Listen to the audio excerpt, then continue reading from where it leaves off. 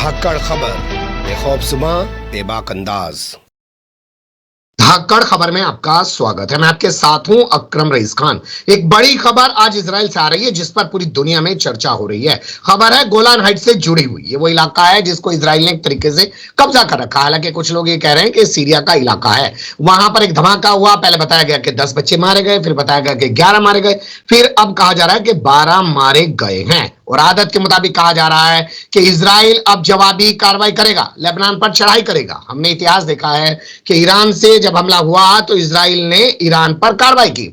जब ड्रोन आया तो इजराइल ने यमन पर हमला किया। तो क्या अब उसी आदत के मुताबिक अपने उस गुंडे को बरकरार रखने के लिए इजराइल जो है लेबनान पर हमला करने जा रहा है, और वो भी हिजबुल्लाह द्वारा कोई जिम्मेदारी ना लिए जाने के बावजूद भी। पूरी दुनिया में यूएन हो, अमेरिका हो, सब लोग इस पूरे मामले को लेकर चिंता जता रहे हैं, लेकिन इजराइल रुकने का नाम नहीं ले रहा है। लेबनान के कुछ इलाकों पर हमले भी शुरू कर दिए गए हैं। कैसे इस पूरे घटनाक्रम को देखा और समझा जा सकता है, क्योंकि ट्विटर पर भी चारों तरफ यही तस्वीरें ट्रेंड कर रही हैं, तो इसी को समझने की कोशिश करेंगे। क्योंकि हमारे साथ जुड़ने जा रहे हैं डॉक्टर जफरुल इस्लाम खान साहब। आप जानते हैं इस पूरे इलाके पर, भौगोलिक स्थिति पर, राजनीतिक स्थिति पर, कूटनीतिक स्थिति पर बड़ी बारीकी से वो नजर रखते हैं। दिल्ली माइनॉरिटीज कमीशन के चेयरमैन रह चुके हैं, हमारे साथ जुड़ते रहते हैं किसी ना किसी मुद्दे पर। बहुत शुक्रिया सर वक्त देने के लिए। और पहला मैं सवाल पूछूंगा आपसे, इतिहास के पन्नों को उलट के जरा बताइए, ये गोलान हाइट वाला जो इलाका है, इस पर इजराइल का कब से कब्जा है और यहाँ की स्थिति क्या है? क्या यहाँ पर कुछ सीरिया के लोग रहते हैं या पूरी तरह इजराइल के ही लोग यहाँ पे रहते हैं?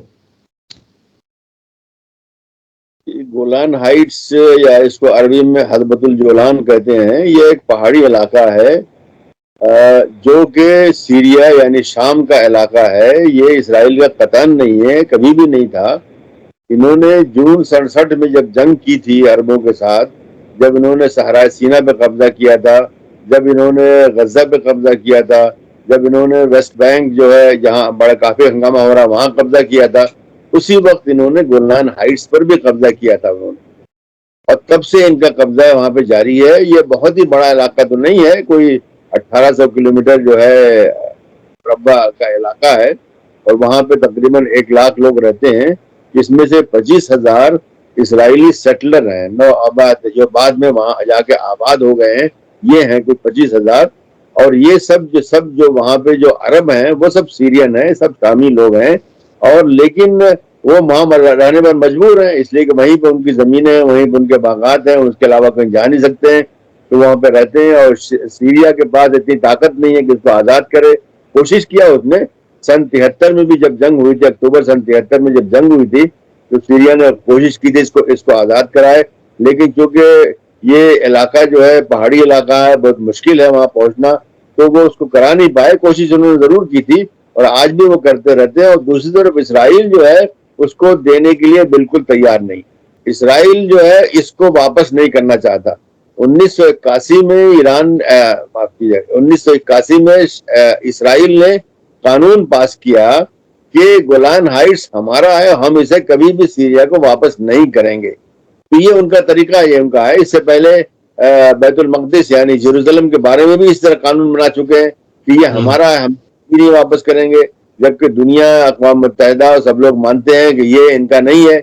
ऐसी गोलान हाइट्स कोई भी नहीं मानता, यानी उनके जो बड़े दोस्त हैं अमेरिका, वो भी नहीं मानता कि ये इनका इलाका है। लेकिन इसराइल अपनी तरफ से ये कानून बना लेता है, और इस तरह के कानून कोई नए थोड़ी है, ये तो बहुत अजीब अजीब कानून बना रखे हैं। आप देखिए कि फलस्तीनियों की अक्सरियत आज रिफ्यूजी है, यानी सिर्फ गजा में नहीं है, सिर्फ वेस्ट बैंक नहीं, बल्कि दुनिया भर में बेचारे फैले हुए हैं, रिफ्यूजी निकाल दिए गए अपनी जगहों से। और उन्होंने, इसराइल ने ये कानून बनाया हुआ है कि दुनिया का कोई भी यहूदी अगर इसराइल आगे वहां पे पांव रख दे वहां पे, तो वो ऑटोमेटिक तरीके से यहूदी, वो इसराइली बन जाता है। यानी इसराइली यहूदियों के लिए ये आजादी है कि दुनिया के कहीं से इलाके से आओ, बस पांव रख दो और तुम इसराइली बन जाओ, कोई दरखास्त देने की जरूरत नहीं है। जबकि फलस्तीनी जो उसके असली मिल्कियत है, जिनके 5-6 हजार साल से हिस्ट्री है कि उनके आबा और अजदाद वहां रहते थे, उनको निकाल दिया गया और उनको आने की इजाजत नहीं है। और आज आप देख ही रहे हैं गजा में और वेस्ट बैंक में उन्होंने क्या रखी है। वो असली फलस्तीन, गजा के जो 70% आबादी है, वो वही लोग हैं जिनको इसराइल ने वहां से खदेड़ के निकाल दिया था। लोग वहां आके बस गए थे। तो ये सूरत हाल है कि ठीक है। गोलान जो है। अब यहीं पे एक सवाल पैदा होता है सर कि जो लोग मरे हैं वहां पे, बच्चे बताया जा रहा है 10 से 20 साल की उम्र के हैं, फुटबॉल का मैदान है, और वो इजरायली हैं कि सीरियाई हैं? पहला सवाल यही पैदा होता है। नहीं नहीं नहीं, वो इसराइली नहीं है, वो अरब हैं, दरूज हैं। बल्कि मैंने उसका वीडियो भी देखा। एक एक बूढ़ा आदमी जो है रो रहा है, कह रहा है कि हमारे बच्चों ने क्या गलती की थी। वो बच्चे जो फुटबॉल खेल रहे थे, एक फुटबॉल की पिच के ऊपर फुटबॉल खेल रहे थे, वो अरब हैं, सब अरब हैं, बिलावजा की बात है, कोई इसराइल इसमें नहीं है। 12 बच्चे जख्मी मरे हैं और कोई 9 जख्मी हुए हैं। ये वहां पे गिरा है जहां पे कि ये लोग वहां पे खेल रहे थे। ये तो ये कोई बैद नहीं, इसराइल ये सब काम करता रहता है। इसराइल के लिए तो ये बड़ा बाएं हाथ का खेल है कि इस तरह की हरकतें करके फिर वो माहौल पैदा करता है और चाहता है कि फिर उसको सियासी तौर पर इस्तेमाल करे। और आपको बहुत सी मैं मिसालें दूंगा इस तरह की कि उन्होंने इस तरह क्या हुआ है। अभी तो शायद उसका वक्त नहीं, लेकिन इसराइल के लिए बड़ा आम है। तो उन्होंने खुद ही वहां पे बम डाल दिया हो और ये कह रहे हैं कि हिजबुल्लाह ने किया, इसलिए कि वो चाहते हैं कि किसी तरह से हिजबुल्लाह के ऊपर बहुत बड़ी जंग करें। अभी तो जंग जो हो रही है वो छोटी मोटी हो रही है, इधर से रॉकेट आ रहा है, उधर से रॉकेट जा रहा है, ये सब हो रहा है।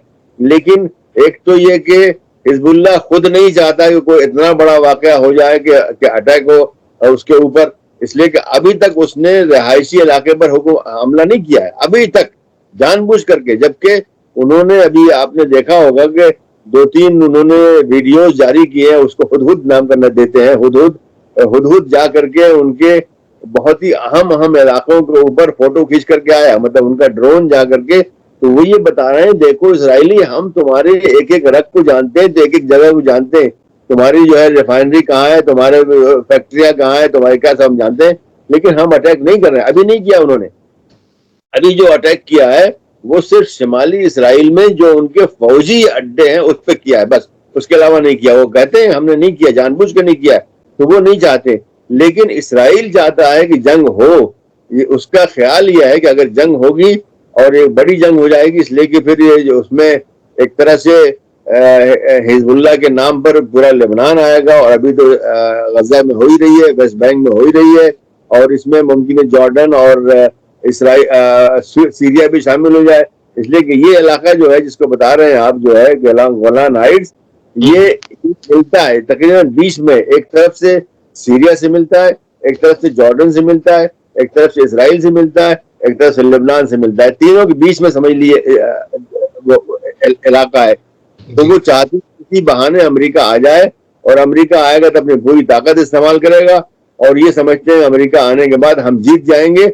लेकिन अमेरिका नहीं चाहता। बार बार अमेरिका ने उनको भी और लेबनान की गवर्नमेंट को भी कहा है कि भाई बराह करम इसको आगे नहीं बढ़ने दीजिए। उसको इसराइल से भी कहता है और लेबनान की गवर्नमेंट, इसलिए हिजबुल्लाह से उसके ताल्लुकात नहीं है, लेबनान की गवर्नमेंट से कहता है। तो अमेरिका नहीं चाहता है किसी तरह से इसमें दाखिल हो। बहरहाल बाइडेन साहब तो अब तो जा ही रहे हैं, लेकिन ये कि जो नया भी सदर आएगा या आएगी, जो भी जैसा भी होगा, वो भी नहीं चाहे अमेरिका किसी एक बड़ी जंग के अंदर मुलव्वस हो। इसलिए कि वो खुद परेशान है। खुद वहां पे मुजाहरे गज़ई के बारे में कितने ज्यादा मुजाहरे हो रहे हैं, और लोग कह रहे हैं अभी कल जो है मेरे ख्याल है कि 80-90 वहां की जो ऑर्गेनाइजेशन है उन्होंने खत लिख करके हुकूमत से कहा है कि आप बाहर किसी की मदद करते हैं, हमारे यहाँ इतनी गुर्बत है, हमारे यहाँ इतनी परेशानी है, हमारे यहाँ लोगों के पास घर नहीं है, हमारे यहाँ लोगों को तालीम जारी रखने के लिए पैसे नहीं होते, तो आप यहाँ पैसा खर्च कीजिए। तो ये सब जो दबाव वहां पे है, इस दबाव की वजह से अमेरिका की हुकूमत नहीं जाएगी। और अभी वो उधर भी फंसे हुए, यूक्रेन में फंसे हुए हैं। यूक्रेन में चूंकि मामला बहुत ही बड़ा है, इसलिए कि यूक्रेन में अमेरिका से की लड़ाई, या अमेरिका या मगरिब की लड़ाई या वेस्ट की लड़ाई जो है वो रूस के साथ है। रूस उनके लिए बहुत बड़ा, जबकि इसराइल उनके लिए बहुत बड़ा मसला नहीं है। ठीक है, लेकिन यहाँ अब अमेरिका की राजनीतिक जो चुनावी राजनीति चल रही है, उसी को लेकर एक सवाल नहीं खड़ा हो रहा है सर?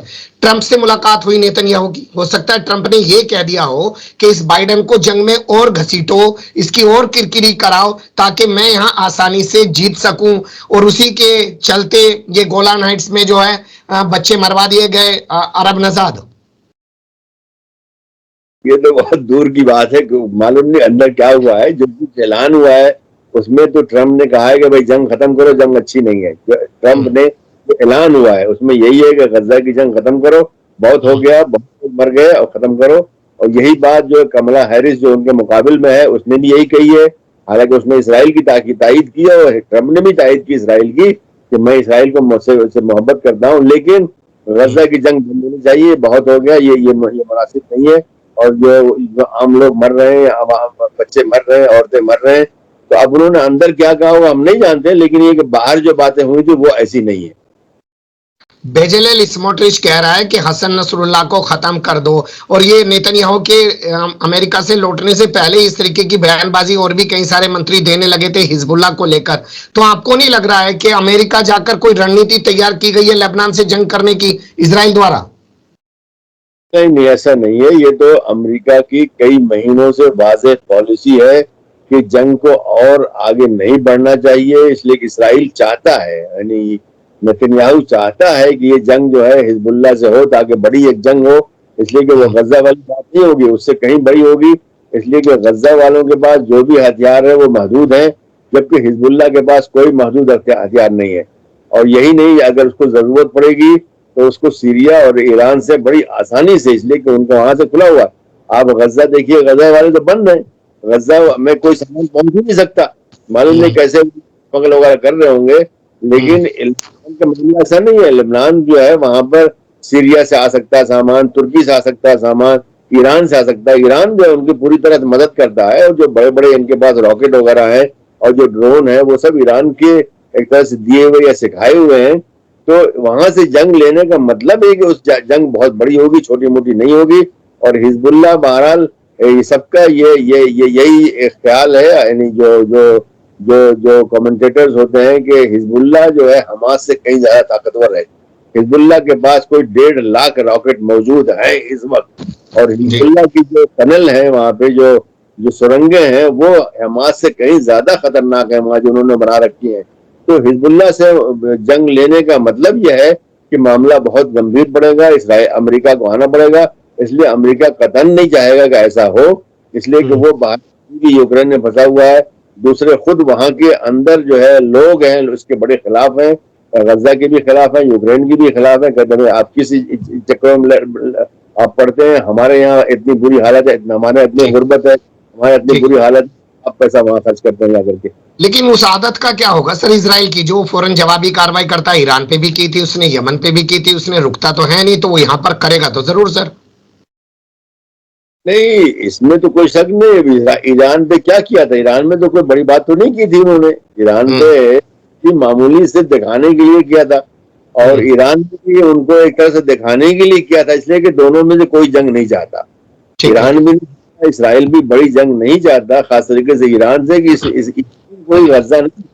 ईरान तो बहुत बड़ा मुल्क है, उसके बाद बहुत बड़ी फौज है, बहुत रॉकेट है, ड्रोन है, क्या क्या है, और वो खुद हर चीज बनाता है। और फिर ईरान के साथ दूसरे भी ममालिक मौजूद हैं, चीन है, रूस है, सब ईरान की तारीफ करते हैं और उनके साथ खड़े होने को तैयार हैं, बल्कि खड़े हैं उनके। तो इसराइल ऐसा नहीं करेगा कि जंग को इतना ज्यादा उसको तूल दे दे या वसअत दे दे कि उसकी वजह से खुद उसका भी यानी मामला बड़ा मसले में बढ़ जाए। इस वक्त खुद जो है इसराइल की इकोनॉमी जो है तकरीबन 21% इकोनॉमी नीचे जा चुकी है, अभी शायद और भी ज्यादा होगी, तो कई दिन की बात है ये। उसके अलावा इसराइल से 5 लाख यहूदी इसराइल छोड़ के जा चुके हैं, अभी शायद वो जारी है, और भी लोग जा रहे होंगे। तो इसराइल के लिए खतरा है इस वक्त कि अगर इन्होंने ज्यादा कुछ फैलाए तो फिर वहां पहुंच सकते हैं कि इसराइल का वजूद ही बाकी न रहे। लेकिन ये सारी चीजें तब तो खत्म हो जाती है ना सर, अगर अमेरिका आ जाए और अमेरिका के पास ऐसी ताकत है, उससे इजराइल जीत जाए जंग में, फिर इन बातों का कौन जिक्र करेगा कि कितना आर्थिक नुकसान हुआ, कितना फौजियों का नुकसान हुआ? फिर तो सब जीत की बात करेंगे। दुरुस्त है, लेकिन ये बात तो साफ है कि अमेरिका बराह रास्त इसमें मुलव्वस होना नहीं चाहता। वो मदद कर रहा है, वो पैसों से भी कर रहा है, हथियार से भी कर रहा है, और मैं समझता हूँ इंटेलिजेंस से भी कर रहा है, लेकिन बराह रास्त उसमें जंग में आना, इसलिए कि बराह रास्त जंग में आने से बहुत से और मसाइल पैदा हो जाते हैं। इसलिए उनके अभी जो जो सारे अरब मुल्कों से उन्होंने अच्छे ताल्लुकात कायम किए हैं, पहले आपको याद होगा कि ये तकरीबन ज्यादातर ममालिक जो रूस के खाते में थे, लेकिन धीरे धीरे धीरे धीरे सब अमेरिका के खाते में आए। तो अगर उन्होंने कुछ इस तरह की हरकत की कोई बड़ी, और जबकि आज इस वक्त जो है अरब दुनिया में जबरदस्त गुस्सा है, यानी चाहे गवर्नमेंट नहीं बोल रही हो लेकिन अवाम है जो जो सड़क पे जो बात हो रही है, इंतहाई गुस्सा है। अब अगर अमेरिका आता है तो वो दोबारा हो सकता है। अब देखिए रूस जो है दोबारा अपने पांव खड़ा कर, अपने हाथ पांव खड़े, और ऐसी चीन भी, चीन को आज 30-40 साल पहले समझते थे कि इसकी कोई हैसियत ही नहीं है, आज इतनी बड़ी हैसियत है कि चीन लोगों में सुलह करा रहा है। ईरान और यानी इनके सऊदी अरब के फलस्तीनी जो ऑर्गेनाइजेशंस है उनको अपने यहाँ बुला के उनकी सुलह करा रहा है।